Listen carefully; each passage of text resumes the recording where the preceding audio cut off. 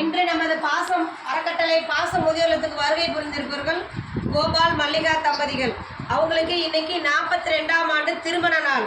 இல்வாழ்க்கையில் இணைந்து இனிப்புடன் வாழ்ந்து பேரன் பேத்திகள் மகள்கள் வந்து பிரேமா, கௌரி, சபிதா 3 மகள்கள் இருக்காங்க. பேரன் பேத்திகள் அவர்களெல்லாம் வாழ்த்த நம்மளும் சேர்ந்து வாழ்த்த திரு கோபால் மல்லிகா அவர்களுக்கு 42வது திருமண நாள் இனிய திருமண நாள் நல்வாழ்த்துக்கள்.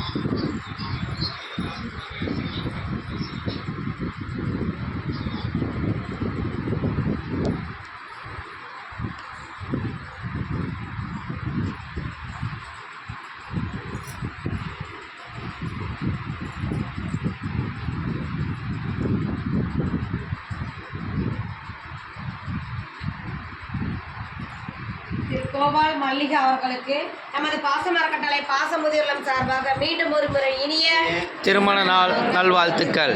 வாழ்க்கையில் அனைத்து செல்வம் பெற்று வாழும் உணவு இந்த நேரம் உணவை நமக்கு கொடுக்குறாங்க. உணவு கொடுக்குற அவங்க குடும்பம், தொழில், வாழ்க்கையில் அனைத்து நலனும் பெற்று வாழ நமது பாசம் அறக்கட்டளை பாச முதியோர்லம் சார்பாக இறைவன்ட்ட ஒரு பிரார்த்தனை வச்சுக்கலாம்.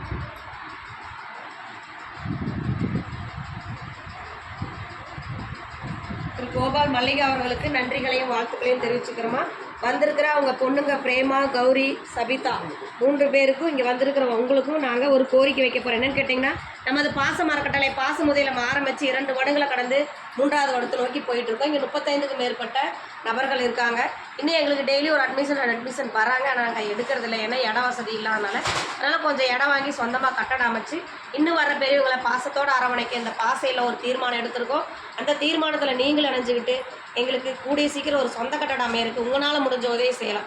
அதே மாதிரி இந்த மாதிரி திருமண நாள், பிறந்த நாள், பெரியவங்களோட நினைவு தினம் இந்த மாதிரியானவங்களும் உணவு கொடுக்கலாம். மளிகை பொருள், ஸ்நாக்ஸ் வகை உங்களால் முடிஞ்ச ஒத்த ரூபாய் இந்த முதியோர்களுக்கு ஒரு பேர் உதவியாக இருக்கும். இந்த நேரத்தில் கேட்டுட்டு இந்த நேரம் உணவை பரிசீலித்து உங்களுக்கு மீண்டும் ஒரு முறை நன்றிகளையும் வாழ்த்துக்களையும் தெரிவிச்சுக்கிறோம். வாழ்க வளத்துடன். அதான் நம்மளும் விளம்பரம்